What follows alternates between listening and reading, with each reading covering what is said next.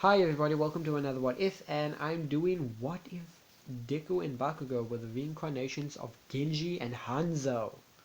Let's do this, and this is my part 0. Um, this What If will immediately, or I don't know, this What If will sort of be put on pause, because this is a new What If I'm doing right now, and I kind of got inspired. So yeah, I was inspired to do this What If, so I'm doing this What If. If you're wondering what happened to the other what ifs, they will be coming out, don't worry. I'm not putting any of the what ifs I'm doing now on pause. The only what if that is on pause is what if I was in Ruby. That's the only what if that's on pause right now. Now let's continue this what if. Now, how is Genji and Hanzo going to die, and how is Deku and Bakugo going to be the reincarnations of them? Number one,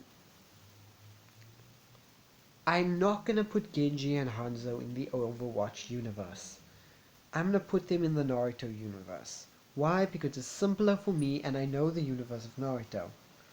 Second, uh, I can easily basically make sense of why they got reincarnated. Otherwise, it will just be a weird transition on. They just get reincarnated in another universe. Yeah, they got isekai for some reason. No biggie. But yeah, continuing on. I'm gonna stop rambling for a minute. Um, let's begin the story. Now, let's speak about Genji and Hanzo's past life, or Deku and Bakugo's past life. Their past life as shinobi of the Leaf Village, and they had a clan. Obviously, it's the same clan, it's named the same. Their abilities with the dragon, they do not have at first. They will not be able to use the dragon abilities just quite yet. They'll only be able to use it when they die. That means they'll get it in their reincarnated life. But continuing on. As these basically Genji and Hanzo's clan were very powerful clan. Basically, they had a very powerful clan. One of the tops basically rivaling the Hyugas and Uchihas in the Leaf Village. They were one of the top clans. And also, they were the second best clan in the Leaf Village that existed. The third best was the Hyugas, and the first were the Uchihas. The reason why they were the second best is because of their basically skill. Their clan was very skilled in combat. Very, very skilled in combat. Unusually skilled. Even though they had no impressive dojutsu or flashy byakugan, these guys didn't need these guys didn't need basically they didn't need eyes. They didn't need eye abilities they didn't need the byakugan or sharingan to show that they were the best. They were pretty skilled, and some of them even developed some Kikagenkai, or not I Kikagenkai, but releases. Some of the clan members gained lava release, magma release, lava release, as such, storm release. Um, what I'm trying to think of, what else? And many other re-releases that is only to be known in other villages.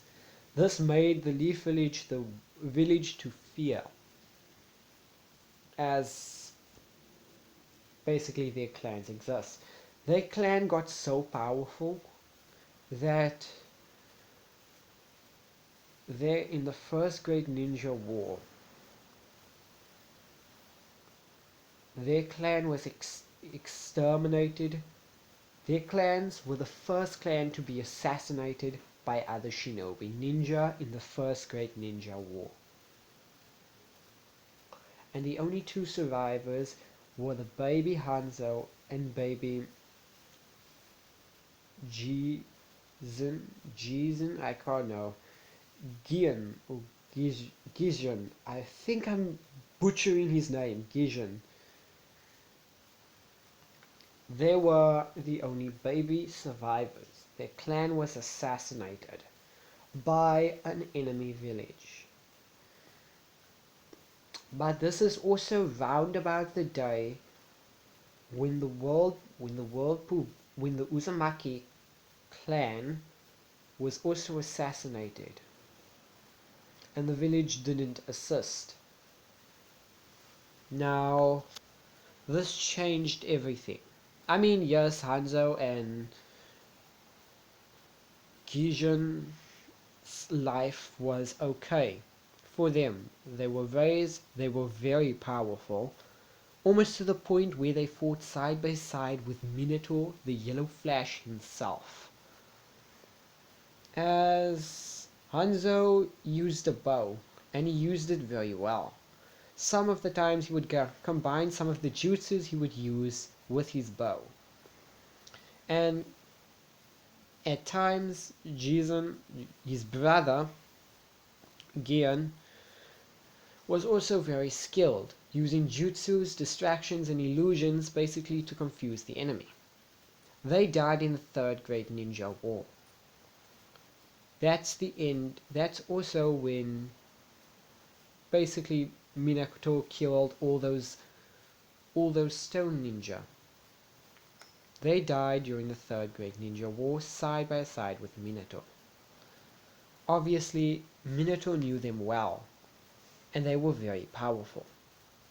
They had a burial and a funeral, obviously, the same old, but somebody wouldn't let them die that easily. As we see,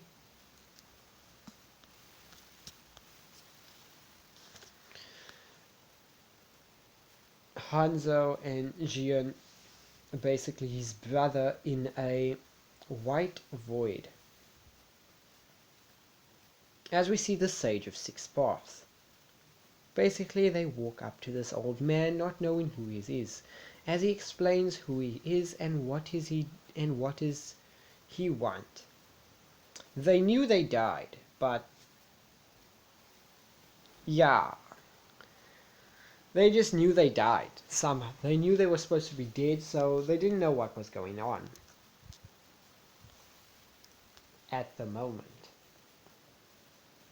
As I would say that the Sage of Six Paths would explain why they are here and what their basically mission, what the Sage of Six Paths wants from them.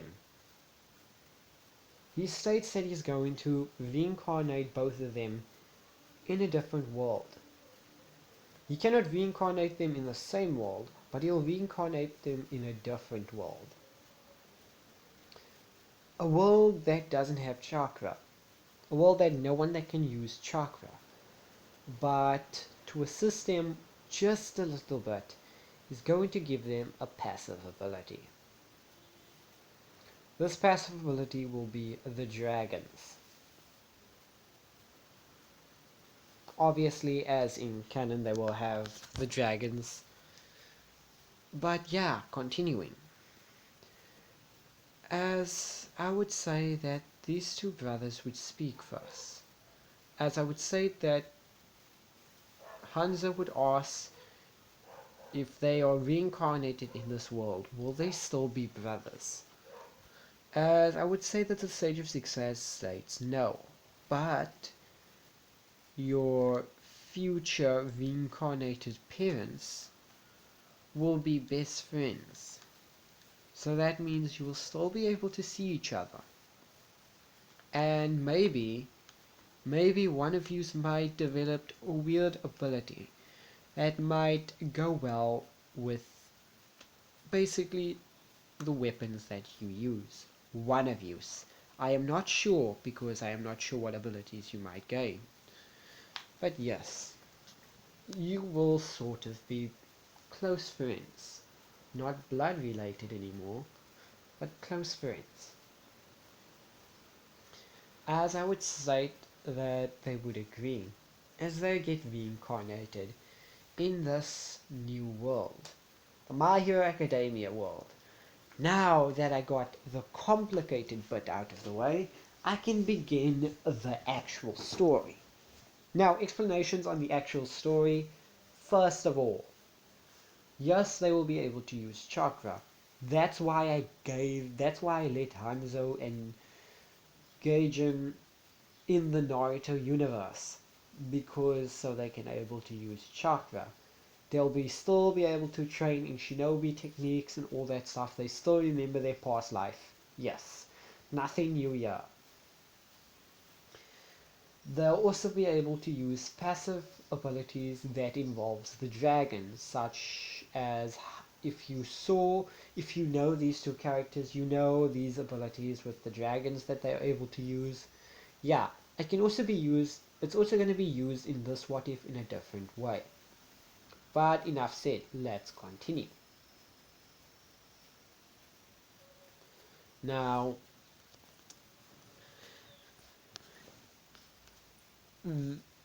now let's start off. We start off with Gijin. If you don't know who that is, I'm going to give you an image of him now. He is reincarnated in Midoriya and will be following Midoriya's life until he meets Hanzo, his brother once again. Midoriya is born, and Gaijin's name, he's born and his name is Midoriya. Izuku Midoriya, his new name. Gaijin assumes that is his new name, and that he should be called...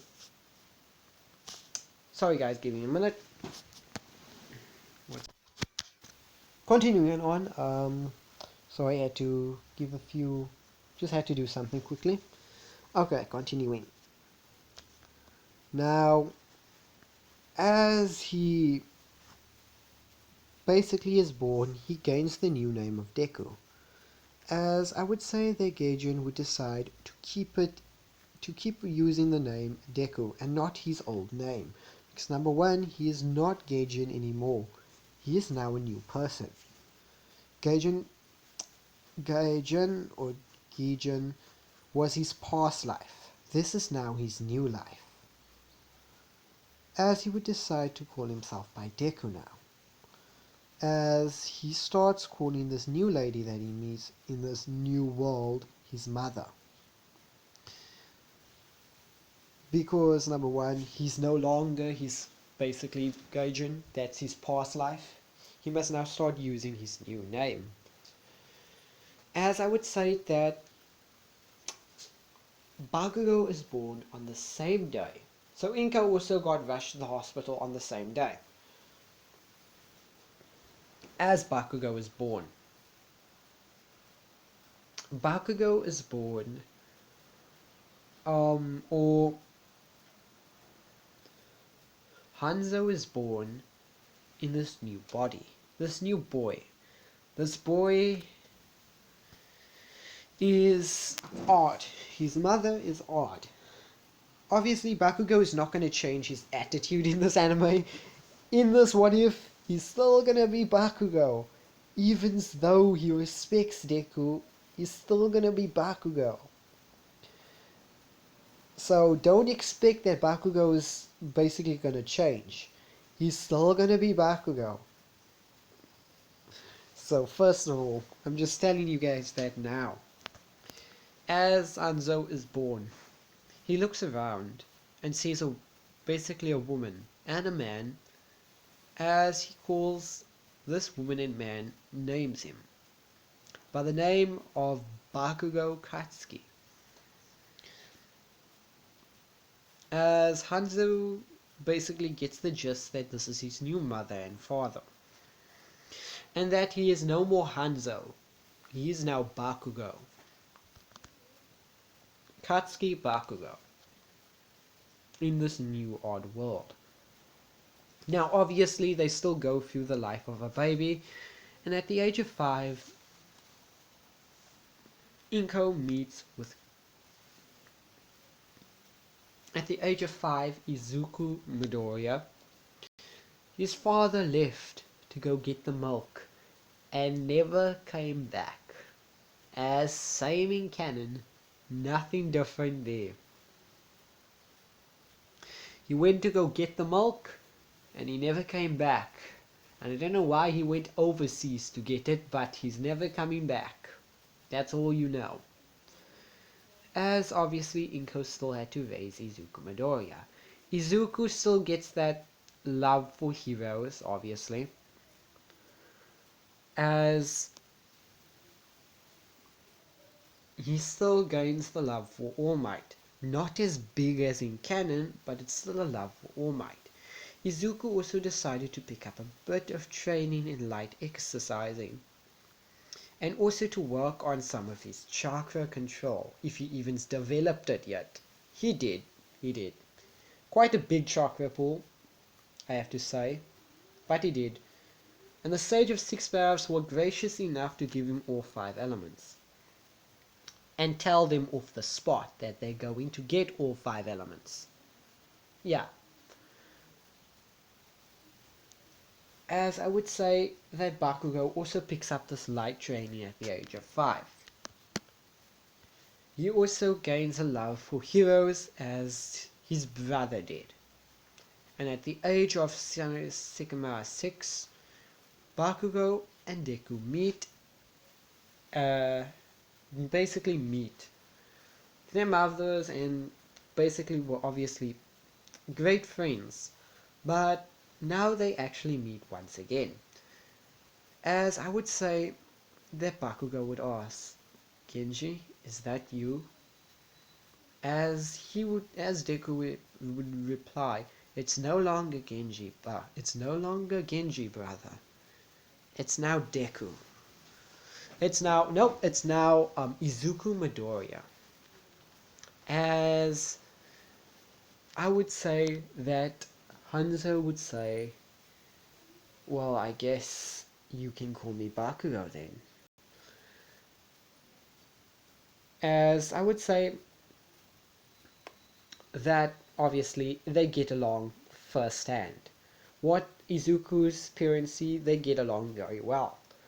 What they don't know is their reincarnations of their brothers and basically reincarnations of each. Basically, yeah, what they don't know. As I would say that Izuku and Bakugo basically would be talking about what they are doing and what they should do for the future. As I would say that Izuku Midoriya read up a school named UA, and they state that they should train to go to UA. Basically, they will be able to use some of their ninja abilities and try to become a hero. Obviously, Bakugo agrees, as he states, sure, but I was also doing some research on myself, and I appear to be this world has its own form of power, abilities. It's a genetic lottery, what I understand. You get a random ability, but from what I know is there are some people that don't get abilities at all, and they are named quirkless. Also, the abilities that people gained are named quirks. I wonder if one of us are going to get one, or maybe both. The day came when obviously they hang out in primary school, as the day came when Bakugo unlocked his quirk. It was a very odd thing at first. He didn't know what to think of it. He unlocked his weird quirk, which are explosions started appearing in his hand. He was freaked out at first, but he's like, I guess this is my quirk. Bakugo and Izuku hangs out a lot, and Bakugo is still the same loud person he is. He doesn't boast that he's the best. He's just the same loud person he is. As yeah, as Bakugo states, as Bakugo basically is talking with Izuku, basically speaking how weird this is, that he's able to make explosions in his hands. As he states, ha, now I have an upper hand against you. As I would say Izuku's like, just watch. If I get an ability, it better be a good one. As Izuku states, Izuku's a bit more braver. As you will see their, like, basically some of their attitudes change. They act like brothers at first. They act like real brothers. As I would say everyone would still basically think basically Bakugo's the best. Bakugo won't get an ego influx because number one, he's basically has the mindset of a grown ass man, so he won't get an ego influx for these little children. So yeah, and he won't bully Izuku. He will make fun of Izuku. As Izuku goes to the Quark Doctor, gets the news that he's quirkless. Izuku's fine with it. He doesn't really care. He's still going to UA though. He just doesn't really care. As I would say, on the age of when they are about to leave primary school, both of them get a tattoo on their arm. Both of their arms basically being dragons, as they knew what this meant. Their abilities are unlocked. Some of their abilities are unlocked, and now they can begin truly training. As I would say that Bakugo would unlock this at home in his bed, basically looking at his hands and seeing this weird pattern. Now the color scheme is going to be a bit different. Instead of blue, it's going to be fiery red, and Izuku's is going to be green. As fire red, basically a fire red basically color, his tattoos start glowing fiery red as a bow appears in Bakugo's hands. As Bakugo's like, oh, I like this. As he pulls back the bow, basically the arrow, basically the string, as an arrow appears in his hands as he lets the thing go. The bow hits a dart wall. He has like a dart thing on his wall, and it hits that as it disappears. As Baku's like, oh, hell yeah. Finally. Getting back to what I like to use. As what he didn't expect was the arrow to blow up afterwards. Boom! It blows it blows a small hole, it basically blows a hole through the wall. As Bakugo's mother is like, Katsuki Bakugo, you bet, Katsuki Bakugo, what did you, as she runs in the room and sees this hole, as this hole basically opened up another way into the living room, as his father is busy sitting there on the couch looking at the TV. The TV was blown up also. As Bakugo states, oh crap. As I would say that his mother screams, Bakugo Katsuki, come over here so I can give you a smacking. As, yeah, Bakugo's gonna get a hiding. As I would say that Hanzo is generally terrified of the mother that he has. As Izuku got obviously the sword and shurikens plus the knife. Or he just got a sword and shurikens, that's it. As Izuku's like, whoa, looks like this is gonna be quite interesting. I wonder what Bakugo got. Thinking on his quirk, he probably got exploding arrows. As, yes, Deku is smart. As he states, I should have asked him that question. If we get our abilities, won't our quirks affect our abilities as well? He'll be fine. As I would say the next day off, basically it's a weekend, as they would meet up. As Bakugo basically is basically stating that he has his abilities. He basically can make a bow now with an arrow. He can fire that arrow and it can explode. As Deku's like, as he laughs, as he states, I was thinking about that, but I didn't expect you to fire the arrow at your wall of all places. if you would have thought your quirk would have affected some of the abilities that you got, and if I thought that, yes, I'm not a nerd like you, as he basically states to his brother.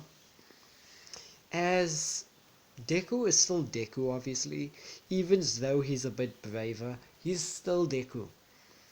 As Deku says, yeah, you're quite right. Yeah, who would have thought of that? As Bakugo screams, what? You're trying to make fun of me? As he's like, no. I'm not trying to make fun of you at all, Kachan, as that's where the nicknames start coming in. Deku has been calling Bakugo Kachan at the age of 4, and now it's just been sticking with him. He made it up as a joke, but now it's just stuck to him. As Bakugo has been calling basically Izuku Midoriya Deku since the age of 5, as a joke, but now it's now a nickname. You can see where they get the nicknames from. As I would say that Baku's like, fine, if you want a tango, let's do it, as he brings out his bow and fires the first shot at him. As Deku dodges, obviously, as the shinobi he is, and because he's the reincarnation of... Yeah, you know the name, I'm not going to say that name because I'm butchering it. You know him, he's pretty skilled with a sword or so. As he pulls out his sword, stating, okay, you want to fight so bad? Let's do it. As they start having a fight. Explosions going off, and basically you hear beam swords clashing with a bow. Beam swords clashing with an object, actually. As I would say that Inko and Bakugo's mother would come outside and see the fight happening. As I would say that they would try to stop their children, but their children would just be fighting around them. As Bakugo is firing arrow after arrow after arrow. As he fires an arrow that basically shoots off a bunch of small arrows. As Izuku starts running around, basically avoiding the attacks. Avoiding these small, basically bouncy small arrows that is bouncing all over the place. As they all stop bouncing, as Bakugo fires the one of the arrows at Izuku, as Izuku cuts the one arrow in half. As Izuku states, is that all you got, Kachan? As Bakugo states, oh, you're gonna see more, nerd, as he pulls out 2 arrows and fires them at the same time. Yes, as this fight continues until basically Inko and Bakugo's mother had enough and just grabbed the both of them. Yes, Inko and Bakugo's mother was trying to stop them from fighting this whole entire time, and Izuku and Bakugo were just fighting around them. They didn't really care if they were there. They were just fighting around them, and they didn't stop. As I would say that Bakugo and Izuku starts laughing. Basically, they had real much fun. A lot of fun. As I would say that Izuku states, we must do that again sometimes. Bakugo says, sure, you damn nerd. Continuing on all the way to middle school. The end of middle school, obviously. Now the abilities they have learned are obviously the usual, what I would give a person when they learn in basic ninjutsu. They learn the fireball jutsu, the water bullet, obviously, wind gust. I would say that Hanzo would create a sort of... I would say that Izuku or Deku would make a sort of basically lightning blade. A sort of lightning blade. Something similar to Kakashi. He would just come up with this ability. As at the same time, Hanzo would basically learn this from Izuku. Bakugo would learn this from Izuku and add that to his arrows. Stun arrows now. Yes, they can add ninjutsu to basically some of their attacks. They also learned the clone jutsu, the basically substitution, clone jutsu, water walking, tree walking, all the same stuff. And they would train together fiercely. They would be very physically fit. At the end of basically middle school, they would be walking together under a bridge until they sensed someone that attacked them. As this weird goo monster would try to lunge at Izuku Midoriya, as Izuku would jump out of the way stating, "What the hell is that?" Baku is like, "What the hell is this extra thing doing here?" As he would try to blast it basically away. It does work for a little while, as Bakugo would jump away, basically jumping towards the end of the tunnel and Izuku being on the other side. The sludge villain goes after Bakugo. As I would say, Izuku would throw a few basically kunai, or throw a few shurikens. The shurikens embedded on the floor and basically embedded with lightning chakra. This chakra would sting the sludge villain as it screams in pain. As I would say, Bakugo would fire his 3 arrows, stating, "Damn, this thing doesn't want to die, does it?" As he's exploding the sludge villain, not doing much effect. As he's like, "Okay, if this thing is not going to do much effect, eat this." As he would say a few words. As I would say, his arm starts glowing as the arrow starts glowing as he fires. 2 dragons emerging out of the one dragon, both being red and yellow mix. As I would say, the sludge villain would go in between it and barely avoid this dragon, but also nearly basically on the verge of being passed out. As Izuku would enchant a different set of words, basically as his basically plasma sword starts glowing green. As a green dragon comes out of his sword and basically he redirects the 2 dragons that were coming from him all the way back. As he sends it back to the sludge villain. Sludge villain wasn't expecting this, as he basically gets knocked out for the count and nearly splattered everywhere. I would say these dragons explode after impact. They either would explode or they will go right through you. If they go right through you, you're basically going to have your energy drained out of you. Or your life force. One of the two. As I would say that Bakugo and Deku starts talking to each other. Basically stating that this extra weird guy with a quirk came out of nowhere and just attacked. He was stupid enough to attack 2 reincarnated shinobi. As I would say that they would hear a familiar sound. "Never fear, for I am here," as All Might would come out of the sewers. Seeing basically the sludge villain knocked out and seeing both Bakugo and Deku standing there. As Bakugo and Deku would see All Might, as I would say that Bakugo wouldn't get surprised, Deku would try to keep it in, but he would still ask for All Might's autograph. He would give both Bakugo and Deku autographs, as Bakugo would be like, "I didn't ask for your autograph." As he still walks away, turns around, walks away and states, "But thanks anyway." As I would say that they would help All Might pick up the sludge villain, give it back, and state basically, and as All Might jump off, because he can't stay for long. His time limit. As I would say that Bakugo and Deku would be talking about the events that just occurred. First, they fought a real-life villain, which was a sludge thing. Then they meet All Might and get his autographed, which is pretty cool. As I would state that, yeah, I guess it was pretty cool. That's coming from Bakugo.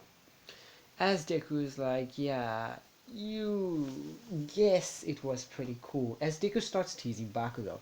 As Bakugo gets angry and states, "Oh yeah, you want to start with the teasing now, Deku?" As he's like, "No, not really, Katran." "Oh yeah, I'll see you at home." As Deku basically disappears. He basically runs and disappears in smoke. As Bakugo is like, it's on. As Bakugo basically gets in a running stand, runs, and basically disappears. He just fades out of existence. As I would say, we catch our two people, Izuku and Bakugo, running on the rooftops, basically trying to race each other all the way home. First person to get there, Deku. Why is he the first person to get there? He's the reincarnation of Gijin, and and in Overwatch he specializes in speed and basically stealth. Speed and stealth, most of all. And also parkour. So he's better than Bakugo when it comes to those things. But Bakugo is more range type, so yeah. There's some things that Bakugo has an advantage that Deku over Deku then yeah. I'm gonna stop explaining now because I am stopping a lot. Continuing on. I would say they would get home as Deku would be the first one to get to Deku, obviously his house, as Baku was like, you cheated. You ran first, as Deku is like, all is fair. Come on, didn't you do that last time? As Baku is like, yeah, you're right. But don't worry, I'll get you next time. As he walks away.